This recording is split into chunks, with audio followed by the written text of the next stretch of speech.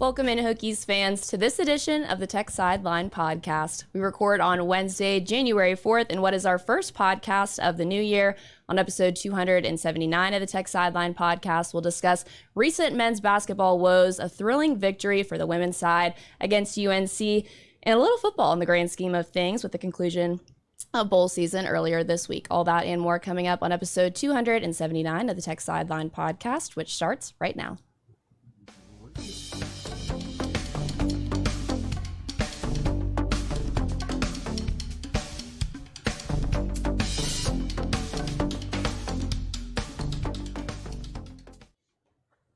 We welcome you in whether you are listening or watching on YouTube. If you are on YouTube, make sure to like and subscribe while you're there, and also turn on the notification bell so you don't miss any future podcasts. Tech Sideline is presented by First Bank and Trust Company. First Bank and Trust Company is giving away 10 Tech Sideline subscriptions now through the end of February.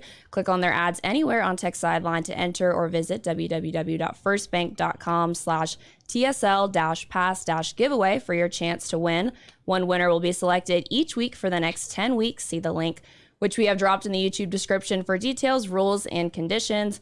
Are we going to be announcing that on the podcast, the winner of those each week, or how is that going to work? We should, yes. Okay, well, that's something to look forward to. So a couple of things I want to throw in there. We've also got a couple of new sponsors we haven't really promoted on the podcast yet, and that's the Hokie Way. And our last podcast was actually all about the Hokie Way, and that was pretty fantastic. They set a goal of raising $200,000 in the month of December and matching it, and they had a matching donor for that, and they eventually raised that by like the 27th or 28th of December and added another $100K.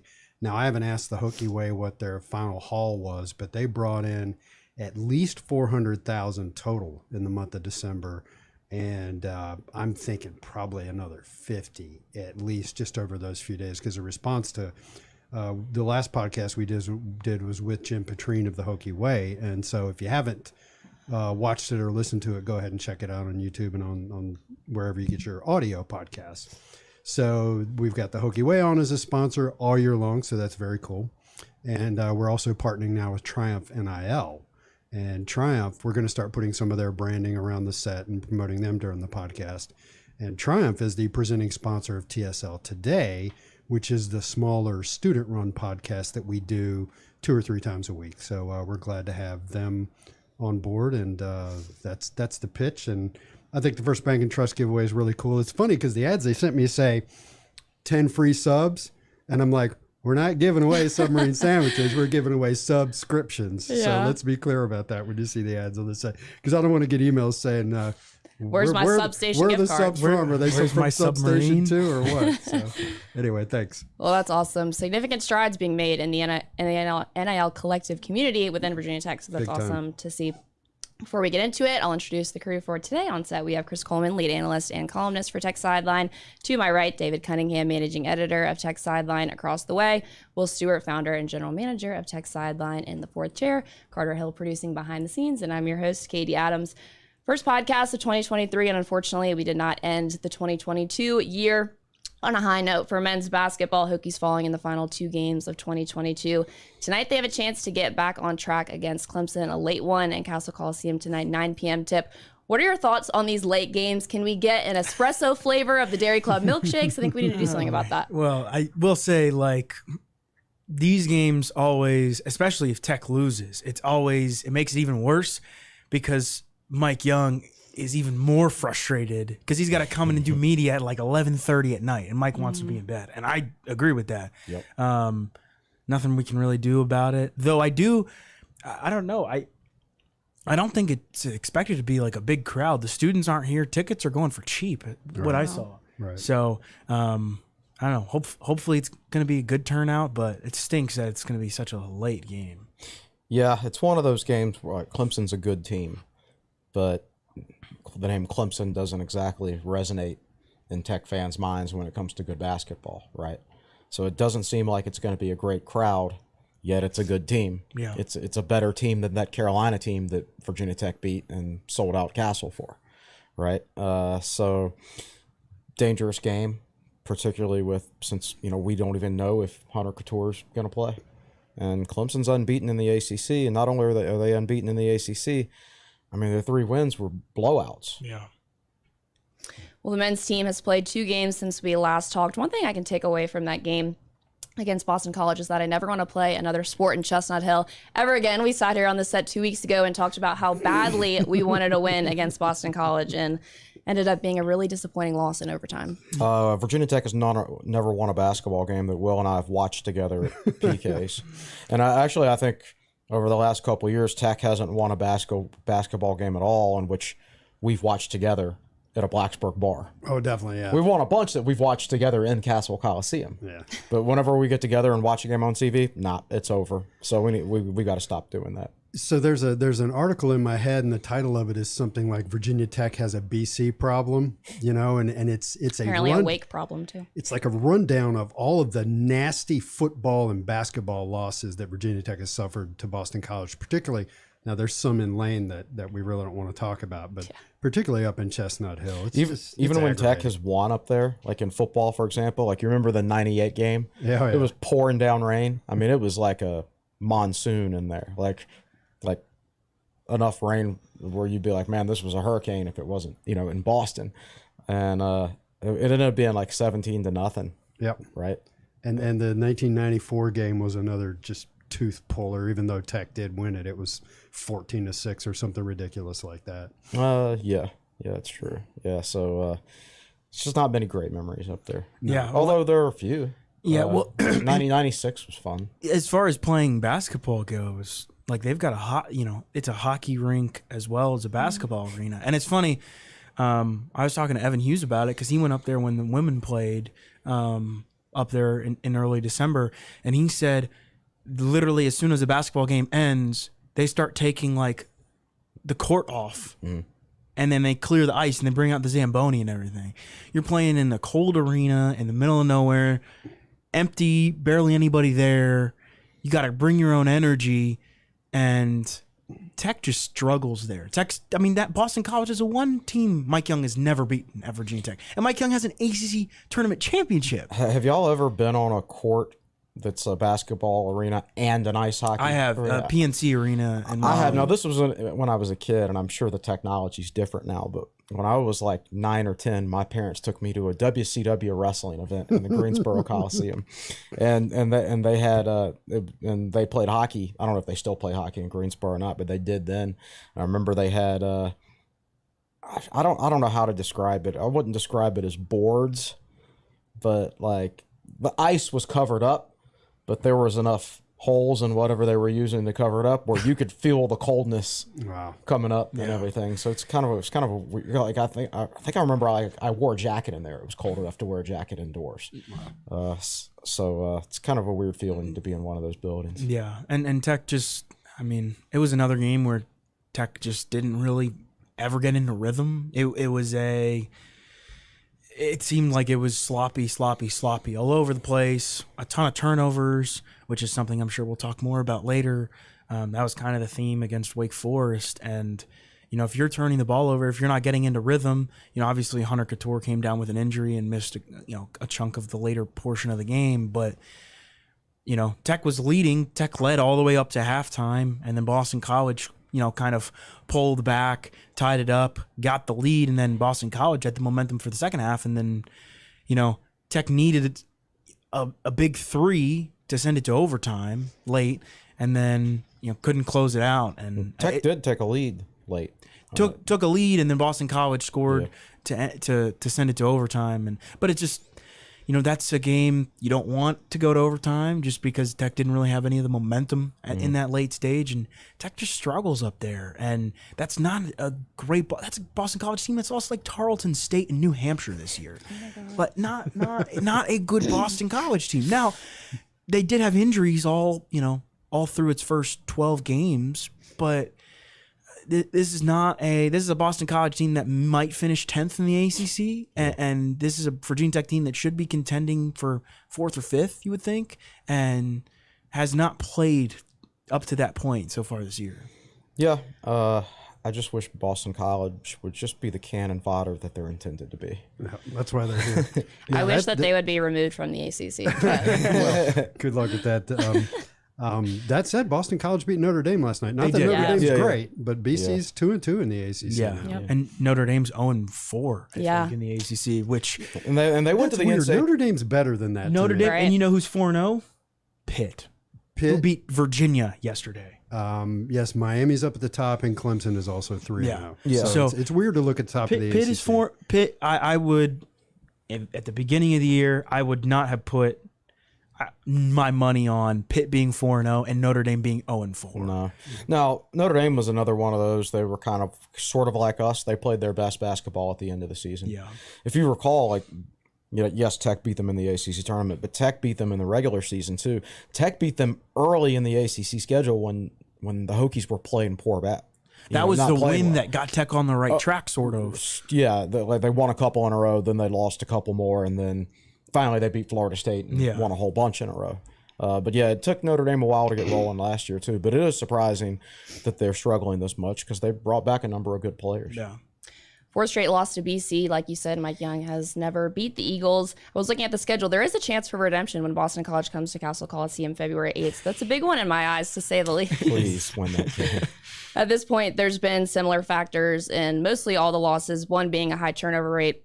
Having someone on the opposing team go off against BC. It was Ashton Langford against Wake Forest. It was Tyree Appleby, which leads me into that game on New Year's Eve. First off, Will, David, you were there. Carter was there calling the game as well. What's the rating on an experience at a game in Winston-Salem? I know there was a lot of Hokies there. It was fine.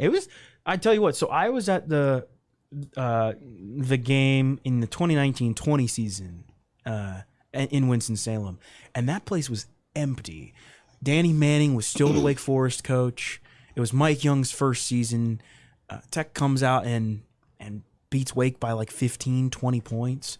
And they were pumping in crowd noise because like it was loud, but only because they were using the speakers. There was nobody there.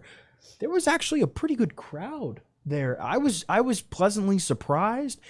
C. Forbes is a really good coach, and he's kind of given that program some life. Obviously, he was the ACC Coach of the Year last year. They had the ACC Player of the Year in Alondes Williams. They didn't make the tournament, but Steve Forbes continues to find good guards too. You know, from the transfer portal, Tyree Appleby's another example of that. And you know, I thought the experience was good. The atmosphere was good. There were a good number of Virginia Tech fans there. But that's another game. Tech obviously didn't have Hunter Couture. Turned the ball over way too much. Played good defense, but couldn't really rebound the ball and or stop Wake Forest on the offensive glass. And, you know, it just came down to the wire again, and Wake Forest just kind of powered through. So I would recommend to Virginia Tech fans, if you're in range and you've never been to a game at Wake Forest, football or basketball, go. So I've been to one football game way back in the day. I think 2006, Chris and I went to one. It was 2004. Wow, so a long time ago. And I've been to 2 basketball games since then. And the one impression I come away with is the parking is so easy. Yes. You know, there's a lot of parking, and their Coliseum seats something like 14,400, right, David? Does that sound right? Yeah. And the 2 times I've been, there have not been many people there. Now, granted, this was over Christmas break and all that stuff. But there are a lot of Tech fans there. There were probably 30 to 35% of the arena was Virginia Tech fans. It's easy to get to. The concessions are good. There's plenty of places to sit in there. The video board's good, all that kind of stuff. And I did get to meet Danny Jo Hurl's father. She was off in the restroom or something like that, and he and I talked for a few minutes before I had to take off. So you never know who you'll encounter if you go to Wake Forest. I've been to a game there once. It was ironically for a Florida State Wake basketball game. I don't know why I was there. I went to a game. It was the Ish Smith shot when Oh, gosh. Jeff Allen and Malcolm Delaney were freshmen, and A.D. Visayo took the Sean Padula 3-pointer early in the shot clock, except Right. his didn't go in, and it ended up it gave Wake Forest extra time, and they hit the last second shot to win the game. Haven't been back since. I'm one of those that, like, if I have a frustrating experience somewhere, I'm like, nah, I don't want to go back. Yeah. I don't blame you. The concessions are good. They do have barbecue parfaits, which is my favorite food in the whole world. Maybe I'm worried about the wrong things, but that really made my trip when I went to a game there. Hokies fall, and this one 77-75. Same score as when we lost to College of Charleston. There were so many points where I thought that we were out of this game, and they kind of just kept coming back. I was like, all right, let's just turn on the Sugar Bowl. This isn't even a game anymore. ultimately, in the end, though, it wasn't enough. Yeah, but I was, you're playing without Hunter Couture on the road. Tech is 0-3 on the road. That's a loss at College of Charleston, loss at Boston College, loss at Wake Forest. There were points where I thought Tech was just going to give up and it was going to get out of hand. Mm-hmm. And Tech never did that. And I think that's the sign of a team that has a lot of potential, that is, sticking together. And I think that's good. Tech's 1-2 in the ACC, but by no means, does that mean the season's over or anything. There's still a lot of basketball left to be played. But I was surprised by how time and time again Tech fought back in that game and played through a lot of foul trouble too. Justin Mutz and Sean Padula both had 4 fouls by the 8-minute mark in the second half, and they played the final 8 minutes essentially, both on 4 fouls. Tech had 4 guys finish with 4 fouls. Mike Young used part of his bench. John Camden played for the first time in a big game this year, and I thought he was okay. I thought there were some bright signs. Obviously, you want to get that win on the road. Mike Young says it's tough to win on the road, and it is. That's one you would like to have. Wake Forest is a better team than Boston College, obviously. Just frustrating, but I do think there's some promise, especially since Tech didn't have Hunter Couture. If you can get Couture back, then you go on the road. I mean, Tech's next 4 games are Clemson, which is a Quadrant 2 game. NC State, which is a Quadrant 2 game. That's today, Wednesday, and Saturday. The following Wednesday, you go up to Syracuse, and then you got Virginia on the road. So it's not going to get any easier. You better win these next 2. You've got to win some games at home when you have the opportunity, and then that's like that Syracuse game on the road in the Carrier Dome. It's winnable. It's a winnable game. Syracuse took Louisville down to the wire, and Louisville is not a good team. So there are some winnable games, but you got to make the most of your opportunities when you have them. Yeah. I wasn't disappointed that Tech. Oh, I was disappointed that Tech lost to Wake, but I didn't leave saying, "Oh man, that was a bad performance." That was the type of performance I expected without Hunter Couture. Yeah, and I think Mike Young, I think thought Couture was gonna play, because you remember, who was it that tweeted before the game? John Rothstein. Rothstein said Couture is going to be available. Yeah, per Mike Young, and I'm pretty sure Rothstein probably gets it straight. No, from yeah, Mike he said from Mike Young. He loves Mike Young. Every time Tech wins a game, he puts out the Mike Young tweet. So, which is a sign that he's got a good relationship with Young. So I think Mike Young expected Couture to play that morning, and then maybe it just was too sore on him in shoot around or something like that. And because look, man, you got to be able to catch the ball, right? And those passes are thrown at you hard, and if it's his forearm, I guess. I think it's his elbow. Yeah, I mean that could cause a lot of pain to shoot up your arm and everything when you're catching balls like that. So losing Couture puts everybody else in a different role. This past game, Mike Young elected to go big and play Mutz at the 3. I don't think it's ideal, especially. It's not ideal in the system that Tech runs. I don't think the ball moves as well when there's only 2 guards on the court, but. Whatever. The point is, it puts everybody in a different role. It puts Mutz at the 3. It's more Basili at the 4. It's John Camden on the court because he hasn't played very much at all. Yeah. And still a lot of minutes for MJ Collins. So it's just a lot of guys playing different roles, and Tech is nowhere close to the same defensive team as they are without Couture. That's for sure. I mean, Appleby just went off on Tech, and that's the guy Couture would have been guarding.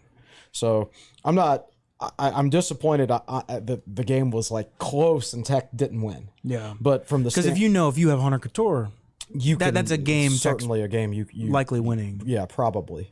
Just all things else being equal, it was the guy that Couture would have been guarding that went off, and hardly anybody ever goes off on Hunter Couture. So it's frustrating because it would have been a road win. Yeah. It would have been a Quadrant 2. It would have been a Quadrant 2 win, and Wake, good chance eventually will become a Quadrant 1 win because they're playing pretty good ball. Yeah, just probably about 10 spots off of a Quadrant 1 right now. Yeah, I think it's frustrating because you have Hunter Couture, and I think Tech wins that game. But yeah, I think it kind of puts more stress on everybody else. I think it puts more stress on a guy like Sean Padula. There were, especially when Padula picked up multiple fouls, there was a stretch where Justin Mutz was bringing the ball up the floor. Right. And people are going to ask, what happened? What about Rodney Rice? And I figure we should just address it. Rodney Rice was expected to be back. Mike Young said originally he hoped Rodney Rice would be back on December 31st against Wake Forest. He's still a game time decision for today's game. He dressed out against Wake. And he dressed for the first time all season against Wake. So he's close. Clearly, Mike Young isn't comfortable playing him, or he's not fully healthy. It's one of those two things. Or and he didn't want to play his first game on the road. On the road. Right. Yes. Whatever the situation is, you got to trust Mike Young's judgment and the trainers and whatnot. But because no Couture, because no Rice, it's essentially a three-man backcourt. Then they played John Camden a little bit more minutes. Mm-hmm. But Padula's the only guy that can really handle the ball. And so I think that put a lot more stress on Padula. And when you are when you have an offensive system where it is essentially supposed to be three guards on the floor and then a little bit of a two big guys, where Mutz he has that versatility to kind of play the 3-4-5. Well, when you're playing the guy that's supposed to be at the 4 at the 3, it kind of shrinks what you can do offensively. And then you already mentioned what kind of Couture brings defensively, and Tech kind of got exposed in that area. You're asking John Camden, who's essentially a true freshman. He missed his true freshman year. He's a redshirt freshman. That's right. He was injured. With he didn't an get a real redshirt. So he's essentially a true freshman. You're expecting him and MJ Collins and a guy like Malijal Poteet and Lynn Kidd. I mean, Tech's bench played like 50 or 60 or close to 70 minutes. Mm-hmm. And that's tough when they're a lot of those guys are solid players, but you can't expect them to play that much. Everybody's thrust into a different role. Correct. And so I think offensively it kind of shrinks what Tech's able to do. Darius Maddox is still in a slump. So essentially it's Sean Padula, Darius Maddox, who's in a slump, and then three big guys.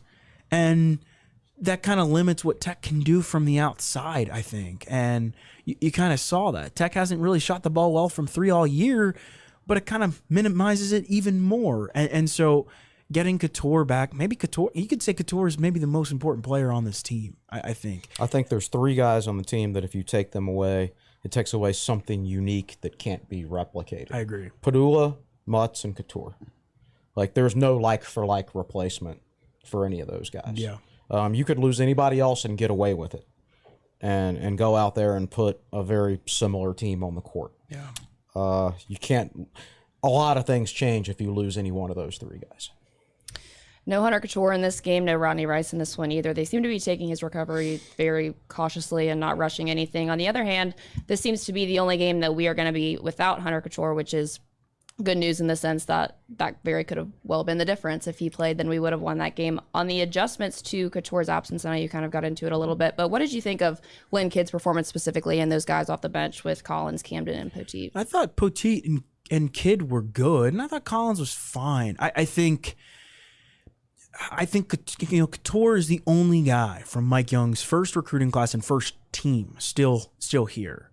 He's the veteran, and Justin Mutz obviously is also a veteran. But they're the only, they're the guys where Mike Young says, I never want to play a game without him. I always want Couture and Mutz on the floor. And when you have to go without one of your most important players, it's tough. I thought the other guys were fun. I think obviously Padula and Mutz carried the scoring. They scored 18 each, but they were both dealing with foul trouble. And when you throw foul trouble into that mix, makes it a little bit more difficult. I thought Poteet and Kidd, I think Kidd had like 7 or 8 rebounds. I thought at the end it came down to, Virginia Tech had a hard time stopping Tyree Appleby and then couldn't really stop Wake Forest on the offensive glass. Andrew Carr and Wake Forest had like 8 possessions in the final 2-3 minutes and had 4 offensive rebounds. And Tech's got to get better on the glass. Again, Couture's your best rebounding guard. Agreed. So. Yeah, and so a lot of those were just simple tip outs, like Wake Forest big 6'10", 7-foot guys going up and tipping the ball back out. And so I think it was an okay performance. I think in the sense of, you basically need them to kind of help step up because you're losing one of your most important players. It's tough for them to kind of combine to replace what you're losing. All things considered, it's, like you said earlier, kind of the performance you would expect with no Couture. I thought Virginia Tech, there's enough offense on this team to withstand the loss of Couture, and they scored 75 points. That's enough points to win a basketball game, but it really affects you defensively. It really affects Virginia Tech defensively, and it's funny how in games like that, certain plays stand out to me, and the three that stand out to me were all three fouls, and that was a closely called game. There was a lot of fouls called on both teams, which is fine. As long as it's called both ways, I don't care. You just have to adjust to it as a player. Sean Padula's fourth foul was 80 feet from the basket and gave him free throws. And then there were two other fouls where, Virginia Tech was really pressuring them hard in the half court, and they pushed them back towards the Wake Forest bench, and they pushed them back towards half court. And there was like 7 or 8 seconds left on the shot clock each time, and Wake's got the ball 35 or 40 feet from the basket, and you just foul them. You give them free throws. One of those was Mutts. And and I think one was, I don't remember who the other one was on, but yeah, like, that's probably the thing that bothered me the most is we did not adjust. The Padula foul was a foul born of frustration, but the other two was just like not adjusting to how the refs are calling the game, right? And Tech's an experience, and it was experienced players too. So that's probably the most disappointing part to me. Like, even with the issues defensively, like if you just play a little bit smarter, then you could have had that win. But oh well, that's life without Couture. You're never going to play a perfect game as far as making all the right basketball plays. But when you lose a guy like Couture, it just it magnifies your mistakes. Yeah. Well, based on these two games, what are your biggest concerns about this team moving forward? Maybe it's the inability to be consistent down the stretch, or maybe just winning on the road. It's a good point about on the road. I mean, Tech has 3 losses. They're all on the road. They haven't won a road game, a true road game yet. Now they could have won that one with Couture, so maybe it's not going to turn out to be a huge concern. I think my biggest concern is odd to say, but like outside shooting, like Darius Maddox is not the Darius Maddox of last season. Last season he shot 50% from 3-point range. What is he at this year? 27? Not good. Yeah. So what is he? Is he a 50% 3-point shooter, or is he a 27%? I mean that's just a massive difference from one year to the next. I doubt he's a 50% 3-point shooter, but I don't think he's a 27% 3-point shooter either. So you got to get him going. And because right now, like, generally speaking, what you would have expected at the beginning of the season, you've got your starting lineup of Padula, Maddox, Couture, Mutts, and Basili. Any 5 of those guys is capable of scoring in double figures every night. Well, the way Maddox is playing, you can't really say that.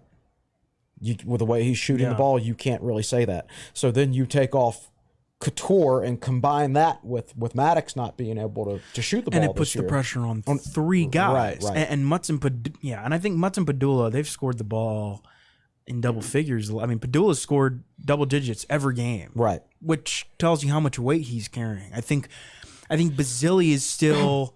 I think Mike's still trying to figure out his role defensively. I think he hasn't been great defensively. My biggest concern for Virginia Tech is the turnovers. And I wrote about it in my preview for the Clemson game tonight, which you can find at Tech Sideline. Tech's turned the ball over 51 times in the last 4 games. That accounts for 37 of Tech's turnovers for the entire year. Mm-hmm. And 37%. You left out the word percent. What did I say? 37. Sorry. 37%, yes, of Tech's 137 total turnovers. So that's 29% of the games. Justin Mutz and Sean Padula have combined for 27 turnovers in the last 4 games. Right. That they have turned the ball over. Like 16 of Mutz's 39 turnovers have come in the last 4 games. That's 41%. 11 of Padula's 25 have come in the last 4 games. That's 44%. Obviously, guys like MJ Collins, Lynn Kidd, Elijah Poteet played a little bit more extended minutes. Those guys have, over 45% of their turnovers for the season coming in the last 4 games. So it's not just one player, it's everybody. And I'm curious to see what happens when you're back at home tonight for the first time all year. You're not playing 2 games on the road. You're not playing Oklahoma and Grambling State teams. They were both physical. You are playing a physical Clemson team. But this is a game where I'm looking to see if Virginia Tech can settle down and run its offense. We haven't seen it. I don't know if there's been... Like I think if you're an opposing team, one of the things you're trying to do is just take Tech out of rhythm, where you're making Tech, whether you're pressing or you're taking away an aspect where Tech cannot really run offense. And I think all 4 opponents have done that really well in the last 4 games. Grambling State, Oklahoma State, both those were really, really, really physical games. And then Boston College on the road, Tech never really felt like it got into rhythm. And then Wake Forest, without Couture, it's a little bit more understandable. I am so surprised that a team under Mike Young that is so efficient has turned the ball over as many times, as it is. This Tech team is still top 10 in turnover percentage in the country because of what it did in the first 10 games of the year. Can you get back to that? Sean Padula is not a guy to have double-digit turnovers. He's not a guy... Over the course of 4 games. He's a guy who might have 5 turnovers over 4 games. There's so much stress being put on Tech right now. And I think it'll help if Tech gets Couture back. But I'm curious to see if Tech can just settle down and run some offense. When Sean Padula comes down at the end of a half, can you run an offensive set? Instead of Sean Padula just and I understand he has a green light, but instead of Sean Padula chucking up a 3 at the very end of the clock, he still hasn't found even in other situations besides at the end of the half. Yes, he still hasn't found the happy medium between balancing the creative freedom given to him and actually running the offense.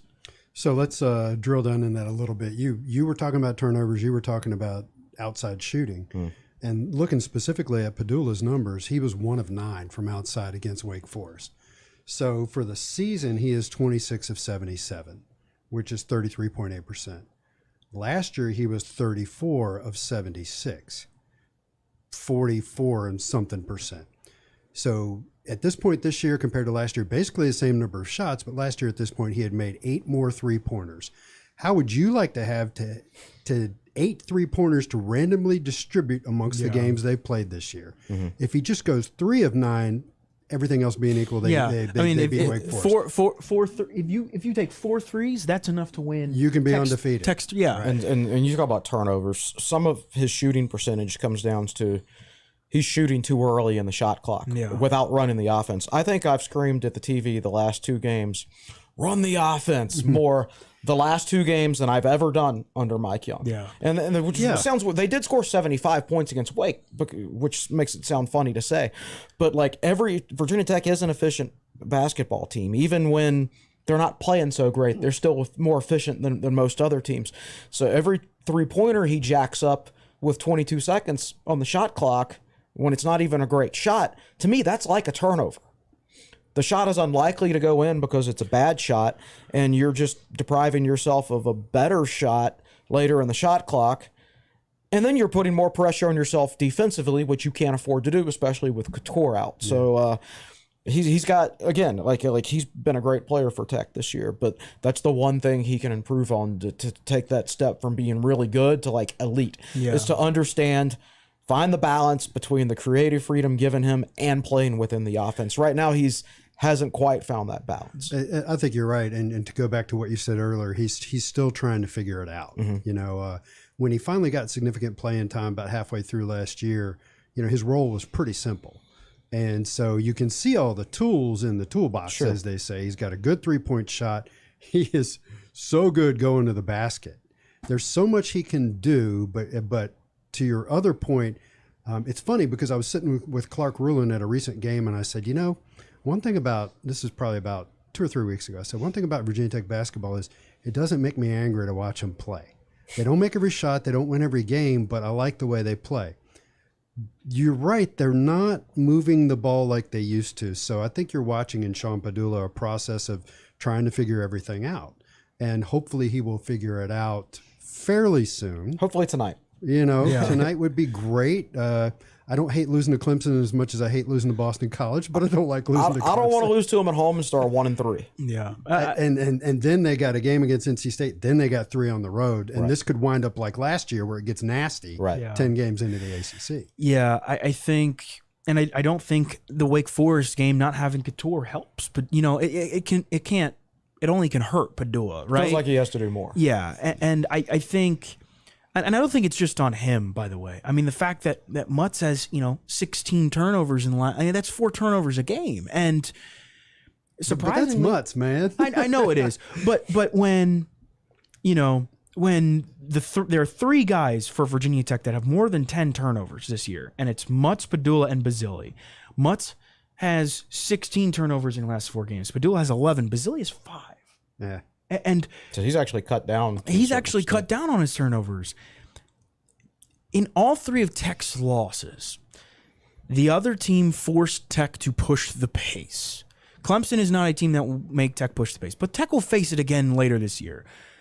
But when you push the pace against Virginia Tech, usually, and I think to Storm Murphy's credit, one of the things he was very good at doing was settling Virginia Tech down. When Tech, kind of got anxious, he wasn't very good at speeding Tech up, I don't think. Sean Padula is much better at that. I think Dayton is in a good example where Dayton was pressing and Storm wanted to play slow.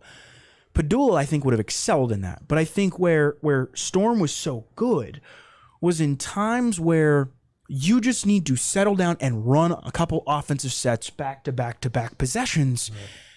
He can do it, and he can settle the guys down, and he can make sure. And I don't think Sean's a sophomore, and I think that kind of comes with learning the offense. And I think in all 3 Tech's losses, there were times where Tech had 4 straight possessions with a turnover against Wake Forest. That is not like a Mike Young team. Yeah. And that's where you need the point guard, or you need the veterans, whether it's Justin Mutz too, to just settle everybody down and run the offense. This is an offense that is going to get you looks if you do your job. If you run your offensive sets, you are going to get opportunities. And I think so many times in the losses this year, everything's just gotten away, and Tech's gotten too caught up in the moment. And if you have some guys that can just settle you down and say, all right, let's get back to what we know we are good at, Tech's going to get good opportunities. Tech's going to get good looks, but I think too much it's looked like street ball. It's looked like guys out there playing pickup. And Mike Young said it about the College of Charleston game, where he said it a couple times this season, where it just looks like, the guys we're rolling a ball out and guys are just going and playing pickup and they're not running offensive sets. It looks like he's watching a July scrimmage. Yes. So I think part of what you're seeing is the personality difference in Storm Murphy, particularly the first half of Storm Murphy last year, and Sean Padula. I think Storm lacked in the first half of the season the confidence to really force the issue. Sean Padula does not lack for confidence. It is his personality, it's his makeup. And eventually, as he becomes a junior and a senior, he's really going to take off. I mean, I think he's a good ball player now. He's trying to figure things out. He's a guy that as a junior and a senior, you're going to be going, wow, that guy is really good.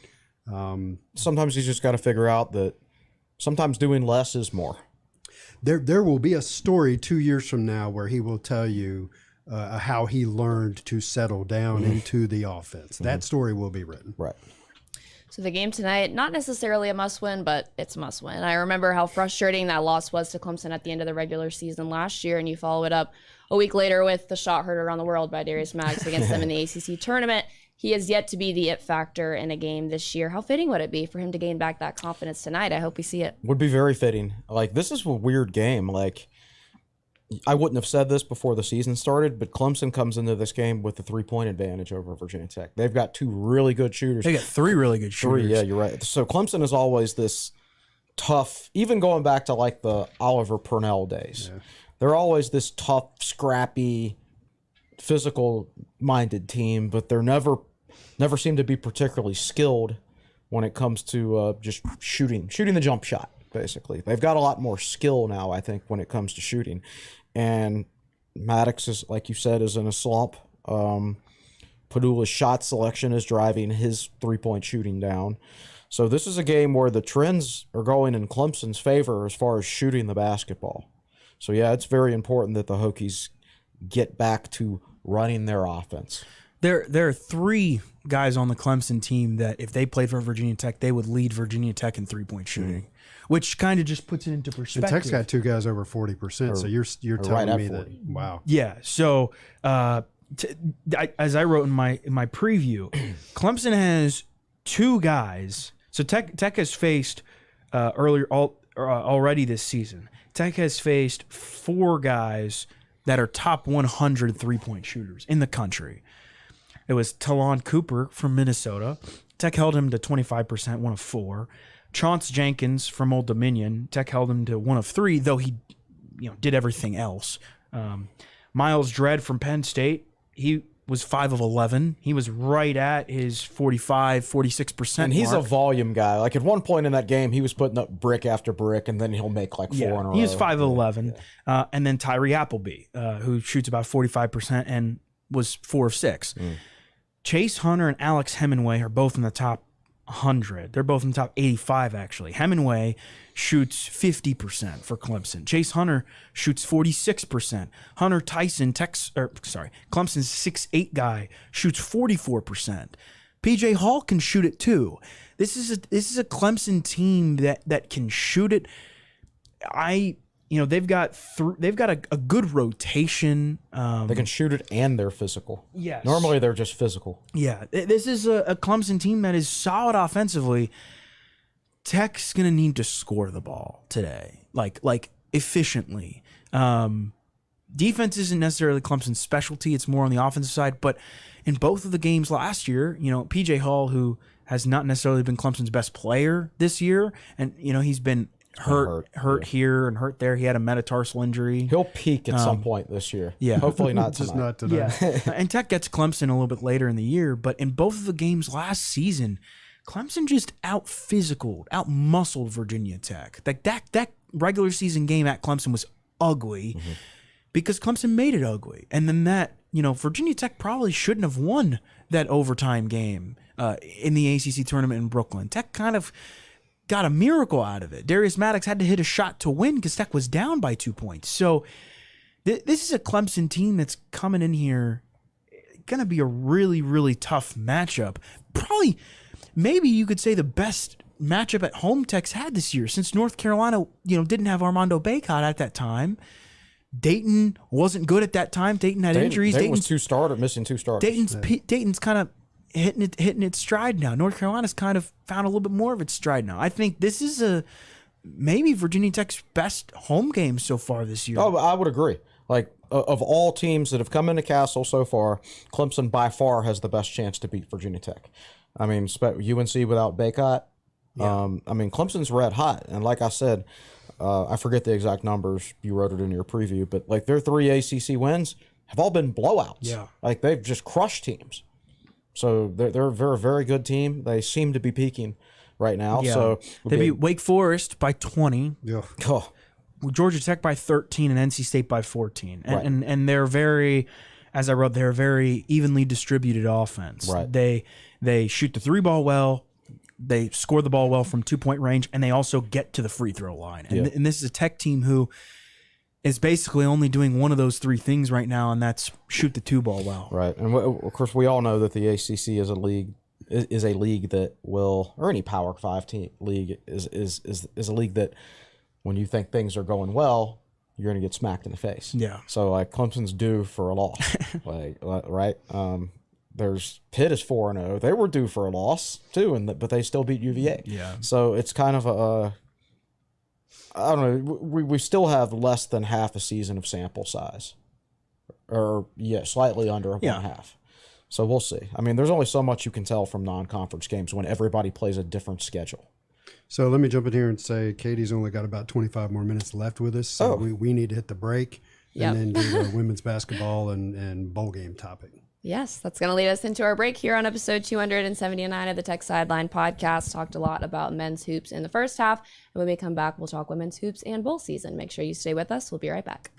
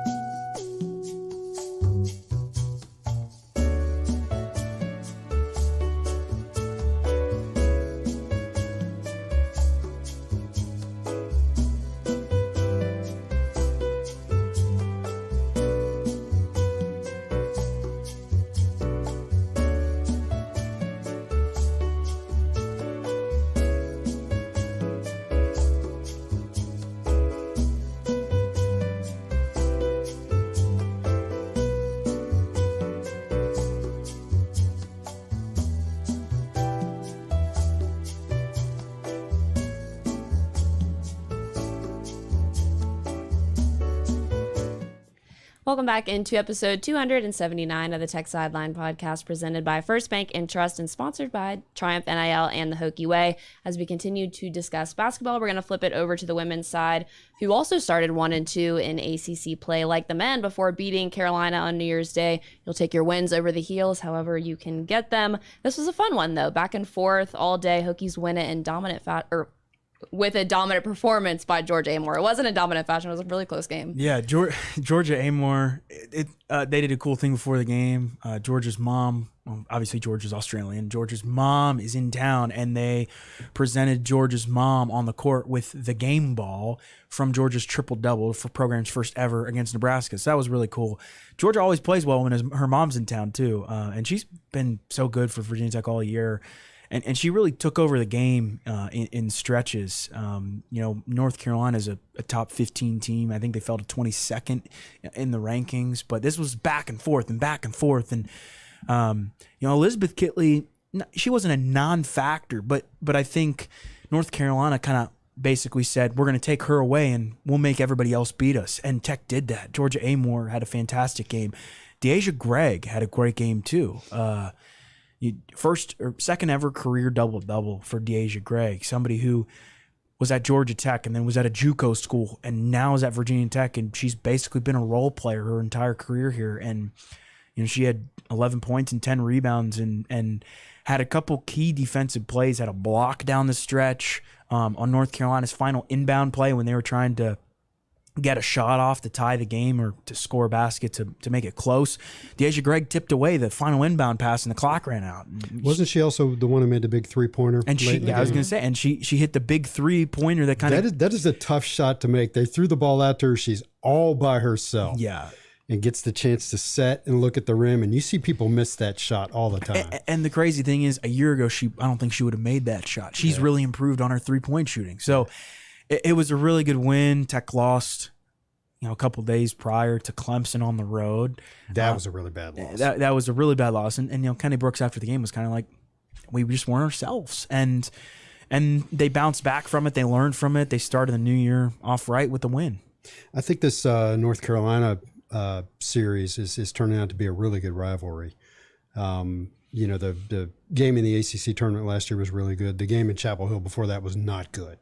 They blew Tech out by like 25 points, but it's somebody linked to an Inside Carolina discussion, message board discussion, and fans are the same everywhere. Somebody on the Carolina board asks, so who's going to go off today? Kind of like we talk about Boston College men's basketball. And one of the first answers was, I think Georgia Amore's going to have like a huge day. She hadn't made more than 3 3-pointers all year. Watch her go 6 of 8 or something like that. And she didn't go 6 of 8. She went 6 of 14, but she did make twice as many 3-pointers in a game as she had made all year. So if you're a Carolina basketball fan, women's basketball fan, you got to not wanting to be seeing Georgia Amore anymore.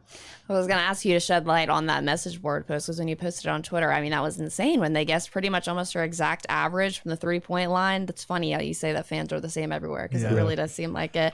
Let's talk about where they found their success, and a lot of it came from the clutch 3-point shooting combined from Amore and Kayla King as well. Had to step up there when UNC was really able to limit Elizabeth Kitley below her average, like you said. Yeah, I think Tech just, this is a really good 3-point shooting team. We all know that, and there haven't been many games where Tech had to rely on the 3-point shooting.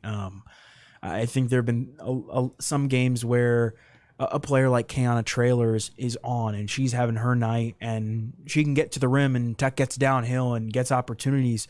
But Taylor Soule dealt with foul trouble, and Elizabeth Kitley wasn't really herself. She scored, the occasional basket, and I think she finished with 13, which is still pretty good. But considering she averages about 20 and 10, 13 and 6 or 7 is a little bit below her average. But, with both of Kitley and Soule kind of not really having their night, Tech kind of needed other people to step up. And, Kayla King hit some big threes. Georgia Amore hit some big threes. Deasia Gregg hit that clutch one at the end. Tech kind of got big minutes from Taylor Guyman off the bench. She only played about 10, 15, I think. But, but all over, Virginia Tech kind of got what it needed. Tech had 20 turnovers. That tied a season high. 20 turnovers. Some of them were travels. Some of them were just bad passes. A lot of them were travels. The refs were travel happy. But when you can come away with a win, when you turn the ball over 20 times, that kind of says a lot of just about your defense and what you were able to do in that game. And when you can hit 3-pointers like Tech did, that I think 11 or 12 3-pointers that really carried them to win. Both teams had lost their most recent game coming into this, right? So this is the game. And Carolina had lost 2 straight. Right. And Tech was 1-2 in the ACC, correct? Yeah, and Tech had lost 2 of its last 3. So this is a game that neither team wanted to lose. Unfortunately, Virginia Tech came out with the W. Up next for Kenny Brooks' squad is a huge game against UVA on Thursday in Castle. The once undefeated Cavaliers now 13-1, their 1 loss coming to Duke. Nice opportunity to stack some impressive wins and defend your home court if they can get it done. Yes, and this is one of the biggest Tech UVA games in a long time. And of course, it's over break when students aren't here. Another which is one. Disappointing. Yeah. If you want to go on that tangent, the men. Like, the fact that the men have Clemson and NC State over break is wonderful. Yes. But the women kind of got hosed with having North Carolina and Virginia. And Notre Dame over break. Yep. But this is going to be a big-time game. It's on Thursday night. UVA has a new head coach. I forget her name off the top of my head, but she came from Missouri State. She's really, really talented. And this UVA team is good. They got some big-time transfers. Sam Brunell came from Notre Dame to UVA. This is a UVA team, like a program that, during COVID, they essentially canceled their season because they just weren't that good to begin with. And then they won like 4 games last year under Tina Thompson. Tina Thompson gets fired. They hire this new coach, and they're 13-1. So this is the first year with the new coach. Yes. Wow. Very, very, very impressive. And honestly, it's good, I think, to have UVA be good. The fact that Virginia and Virginia Tech are 2 of the best men's and women's basketball teams in the ACC, like that's impressive. And it kind of just goes to show the job that, those 4 coaches, Kenny Brooks, Tony Bennett, Mike Young, and the name I'm forgetting, just the job they've done. And that's an amazing turnaround for UVA. Whether or not the Cavaliers can sustain it, obviously it's January 4th.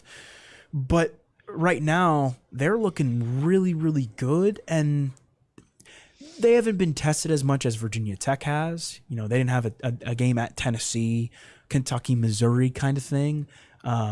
But they've played some tough games. The 1 loss came to Duke. I'm really intrigued to see what this matchup is because the Tech UVA games always come down to the wire.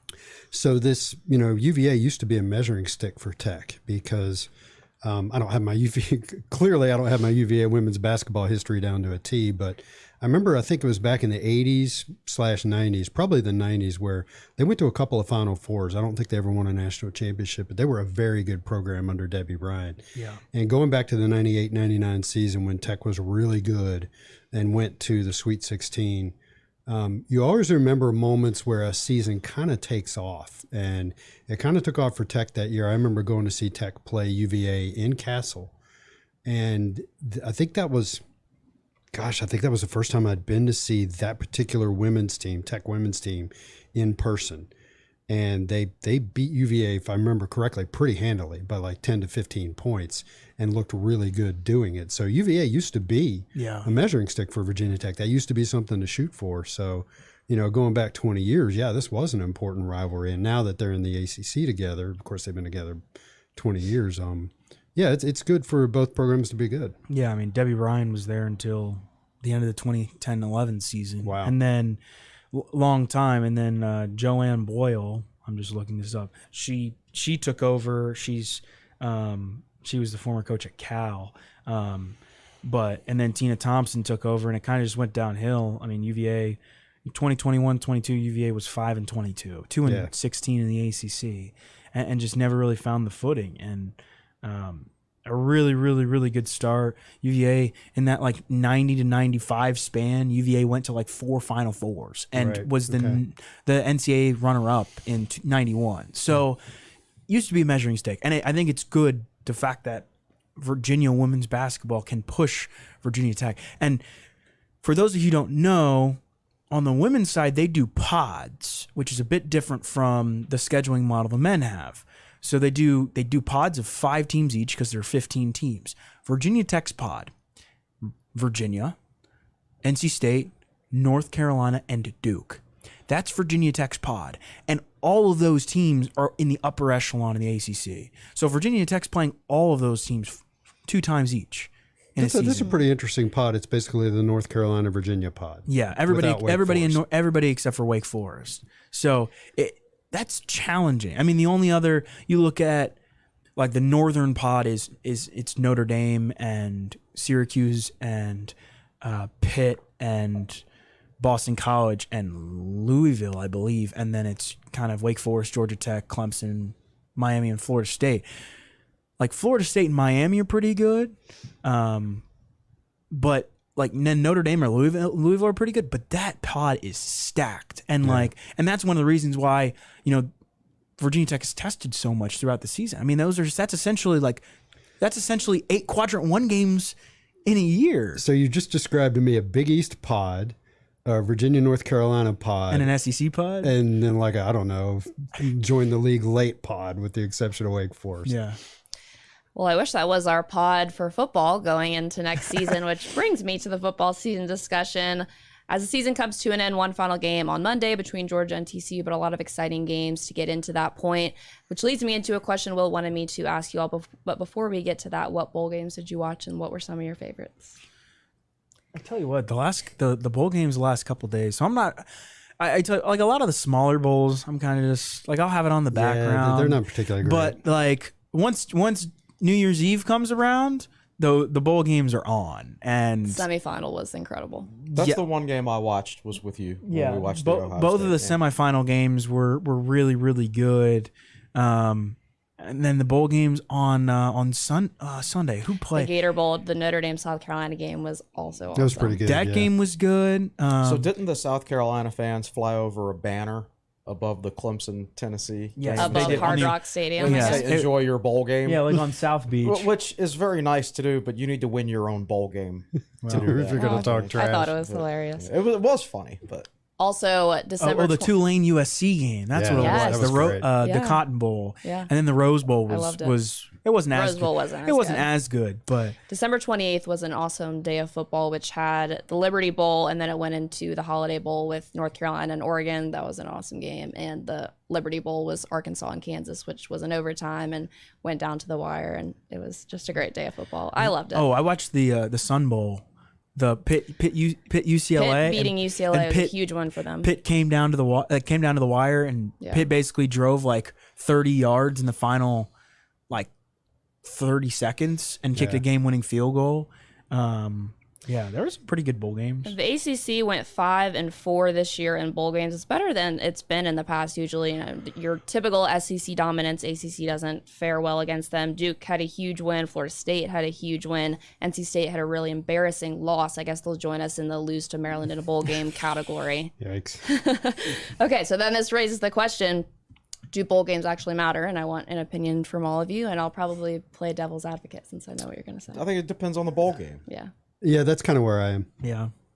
Okay. Totally depends on the bowl game. The Tony the Tiger Sun Bowl does not matter, in my opinion. The Quick Lane Bowl in Detroit does not matter, in my opinion. Yeah, I mean, any bowl game played in a baseball stadium doesn't I matter. mean, Yeah. I think a lot of the bowl games before like December 29th, just like they're teams that were like maybe a couple wins above 500 and like it's good for them, but they're basically just closing out their season with the bowl game. Like they had a semi-successful season or a successful season, but like the Pinstripe Bowl doesn't matter. Right. You know, any situation where the rules allow players and coaches to leave voluntarily before their final game of the season, then that last game doesn't matter.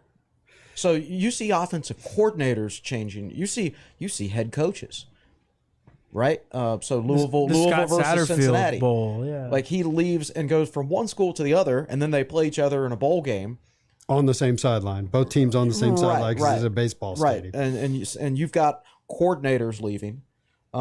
You've got players leaving. I remember last year Pitt being they won the ACC. Were they in the Chick-fil-A Bowl? Yep, they were in the Peach Bowl against Michigan State. So not only did their quarterback Kenny Pickett opt out, their offensive coordinator left. Yeah. That's one of the big 6 bowl games, and their coaches are leaving. Like, so how can I take it seriously as a fan when the coaches don't even take it seriously? Yeah, and you and I have talked about this a lot recently about how the timing of everything has changed, and the portal opening up and the early signing day have shifted some, arguably, what should be attention from the Bowls towards actual roster management. I enjoyed the bowl games more this year than I have in a long time. Maybe because Virginia Tech wasn't playing. You can enjoy them and still say they don't matter. That's the thing. That's true, and the question was, do they matter? They're so unpredictable. You don't know what players are playing. You don't know which players are taking them seriously. Some coaches stay, some coaches leave. So it's all kind of a mess. So you don't know what's going to happen, which makes it unpredictable, and in a lot of situations maybe more fun. Yeah. But you can admit all that and also say, yeah, they don't matter. Yeah. I think as a casual fan, what I need to see is some fans in the stands. These bowl games that have 5,000 people at them, I'm just bored. When it's not bringing substantial revenue to the city that it's in, and it's in a cold environment, it's an empty stadium, it doesn't matter. Yeah. Like the Idaho Bowl, man, I mean, come on. You know, that needs to go. The blue turf and not many people there, and it's always in the 30s or something like that. Yeah. I mean, that playing a bowl. I mean, I was at Yankee Stadium last year when Virginia Tech played. It's an open air press box in December. Like I don't want to be there because it's a baseball stadium. Correct, it can be an open air press box. And so I don't know. I will say, like, watching the Cotton Bowl, like, dude, Tulane was fun to watch. Yeah. Like there's some game, like a lot of the bowl games after, you know, on New Year's Eve or on New Year's, like the big ones, the Rose Bowl, the Cotton Bowl, like those games matter. But does anybody care about the Rocket Mortgage whatever bowl? You know what I mean? Like, you know, so I don't know. It's tough because, like, I think to some of the smaller teams, like, I don't know if I think USC cared about the Cotton Bowl, but I think Tulane probably cared more because Tulane, you know, is trying to finish off the season after winning 2 games the previous year. But like for a lot of teams, you know, you didn't reach your end goal, and I don't know. That's kind of where I stand. I don't think the majority of them matter. One thing I learned or went through my mind talking about bowl games, and I think I'm talking about the playoff, not bowl games in particular. But Michigan had one of the better defenses in the country, and got lit up. For 46 points, I think. Georgia had one of the better defenses in the country and gave up over 40, if I remember correctly. So it kind of makes you, yes, I know we trust Virginia Tech's defense more than we trust their offense right now, but I came away thinking, man, they really got to fix that offense because this is college football. Yeah, exactly. And I think with regards to bowl games, and I don't know if the numbers back this up, but I know those playoff teams, all of them are extremely well-coached teams. Yeah. And I think if you give an extremely well-coached offense basically a month to prepare, right? I think that's more beneficial to the offense than it is to the defense. That's true. That's a good point. I think it's certainly mattering less and less. You bring up the playoff in 2024, it expands to 12 teams. Everyone wants to be in the 12-team playoff. You're not necessarily looking to be in the bowls below that, but I also think it's a good point that you brought up that you can enjoy the games, but they don't necessarily matter. I mean, I love something I'm very passionate about. I love being a college student home for winter break, and you can pretty much turn on a college football game at any point in time, and you may be watching the Duracell Battery Bowl between 2 group of 5 teams, but it's college football, and it's the greatest sport on earth. So you got all dressed up, didn't you? Like, did you put a picture on Instagram? You were all dressed up and started talking about watching bowl games. My ideal New Year's Eve is sitting on the couch with my family and watching football and dressing up. So that's what I did. All right. Yes, it was awesome. I also like seeing how conferences stack up. So there's SEC bias every single year, and I like seeing how SEC ranks against the ACC and the Big Ten and stuff like that. See, I don't buy into that anymore because of all the opt-outs and coaches moving around and stuff like that. Well, the thing I think it's funny that ESPN still tracks that. I will say, I'll give you the best example. Didn't NC State's offensive coordinator leave? Don't know. Yes. Carter says yes. And then he lost. They lost their bowl game with their 4th string quarterback. Right. By the way, they didn't play Devin Leary but because he transferred. How, as an NC State player, can you really take that game seriously when your coach leaves?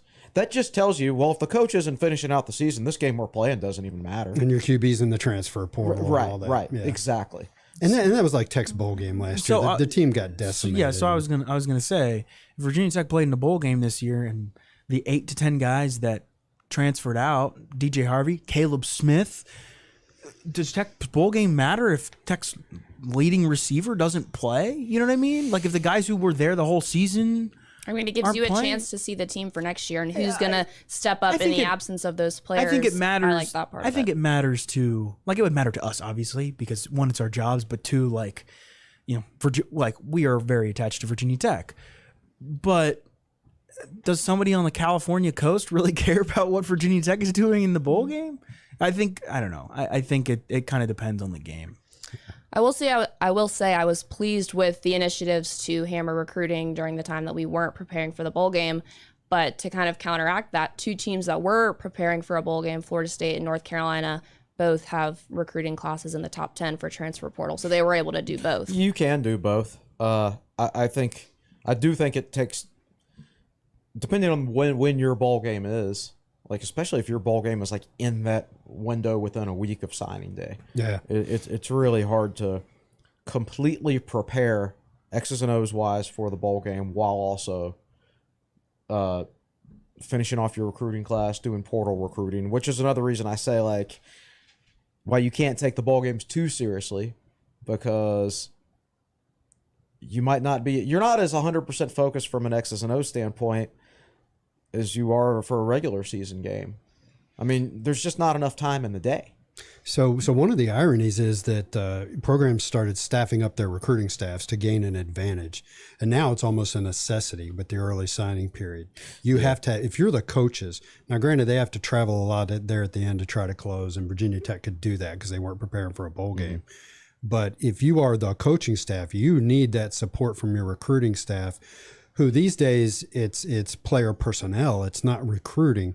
You need an army of guys who are staying on top of your current roster, the portal, and recruiting to support you, because otherwise it would just be impossible. Florida State able to win the Cheez-It Bowl and still have the #1 class for the transfer portal. They've taken 8 people right now. Same with North Carolina. We have 4. So I'm curious to see how those numbers change moving forward.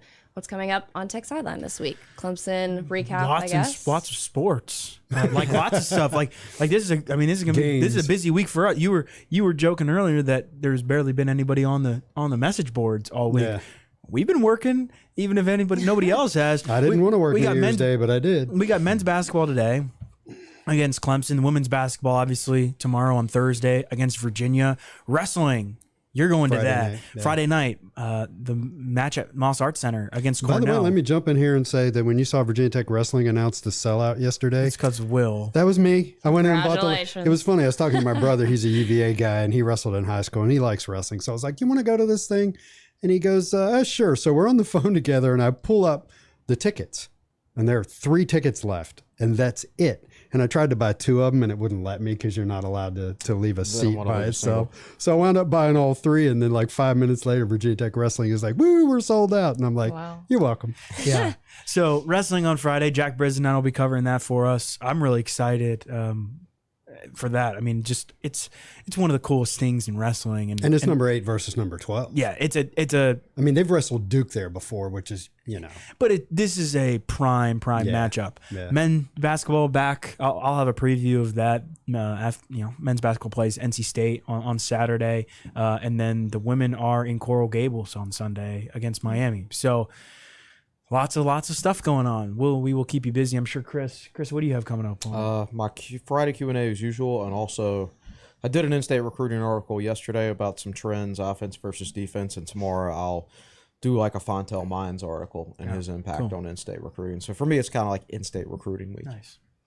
Well, another great episode of the Tech Sideline Podcast. I want to thank you for tuning in and thank everybody on set today. Will Stewart, founder and general manager for Tech Sideline. Where's my camera? He's at Will Stewart TSL on Twitter. Chris Coleman, lead analyst and columnist for Tech Sideline. He's at Chris Coleman TSL on Twitter. David Cunningham, managing editor. He's at The Real D Cunna. Carter Hill producing. Thank you, Carter. And I'm your host, Katie Adams, signing off on episode 279 of the Tech Sideline Podcast. Enjoy the game, Hokies fans. We'll see you next time.